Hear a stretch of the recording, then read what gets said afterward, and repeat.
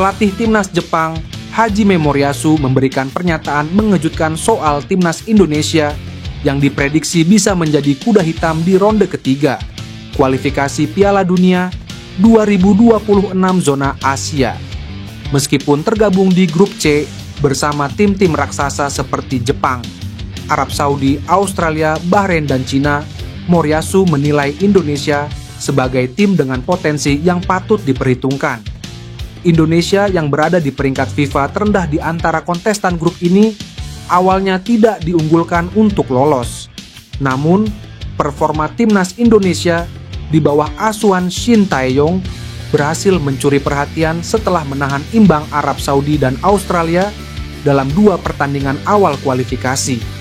Sebagai pelatih yang telah berpengalaman melatih Jepang, Moriyasu menyebut Indonesia sebagai kekuatan baru yang harus diwaspadai.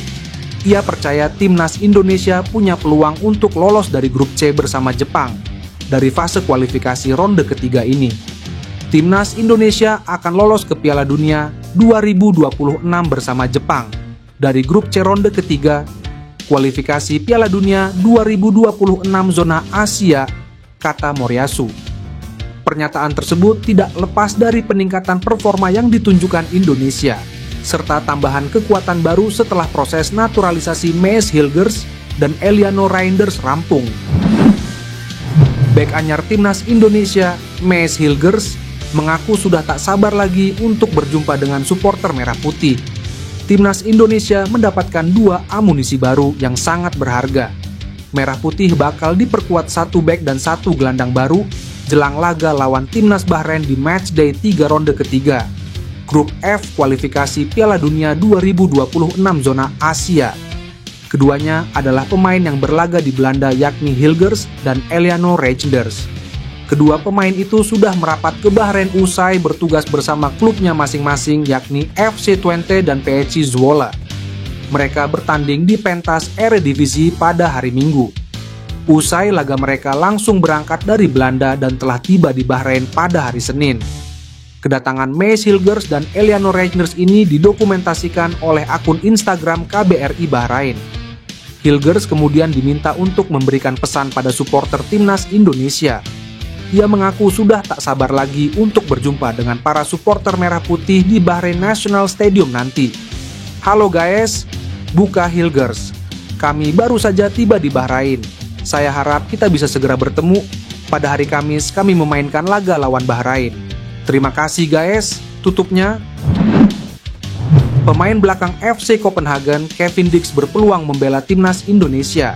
Kepada media termuka asal Denmark, Bold, Kevin Dix mengungkap memenuhi syarat untuk membela Garuda. Kevin memiliki kakek dan nenek asal Indonesia dari jalur ibu. Sehingga Kevin Dix yang lahir di Apeldoorn, Belanda, masih memenuhi syarat membela timnas Indonesia. Kakek dan nenek Kevin Dix berasal dari Ambon, Maluku. Pemain 27 tahun tersebut bicara soal arti spesial Indonesia bagi kehidupannya. Dirinya bercerita asal-usul ibunya yang memiliki darah dari Maluku. Kakek dan neneknya lahir di sebuah pulau kecil di Maluku. Namun, mereka melakukan perjalanan ke Belanda untuk mencari kehidupan yang lebih baik. Dirinya mengaku bahwa kakeknya bakal bangga jika bersedia membela timnas Indonesia. Saya masih memiliki kakek saya yang lahir di sana. Dan jika saya berbicara dengannya tentang hal itu, saya rasa dia akan senang jika saya bermain untuk Indonesia, ajar Kevin Dix. Pelatih Bahrain, Dragan Talajic, angkat bicara soal persiapan timnya menghadapi timnas Indonesia di ajang kualifikasi Piala Dunia 2026 zona Asia. Bahrain bakal menghadapi timnas Indonesia pada Kamis malam waktu Indonesia Barat di Bahrain National Stadium. Bahrain datang dengan modal berharga dari 2 laga perdana usai mengalahkan Australia dengan skor 1-0 dan kalah 0-5 dari Jepang. Timnas Indonesia datang berstatus sebagai tim dengan peringkat FIFA paling rendah di grup C.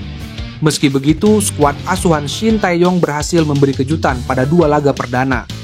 Tim Merah Putih berhasil menahan imbang 2 raksasa Asia, Arab Saudi dan Australia dengan skor imbang.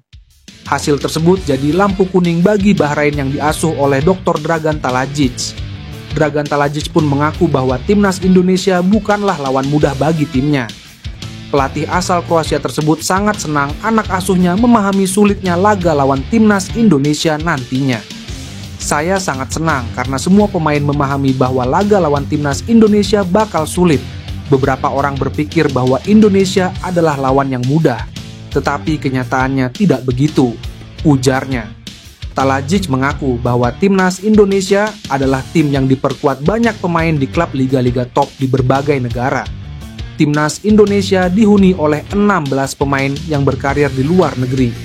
Timnas Indonesia sudah menjalani latihan perdana di Bahrain.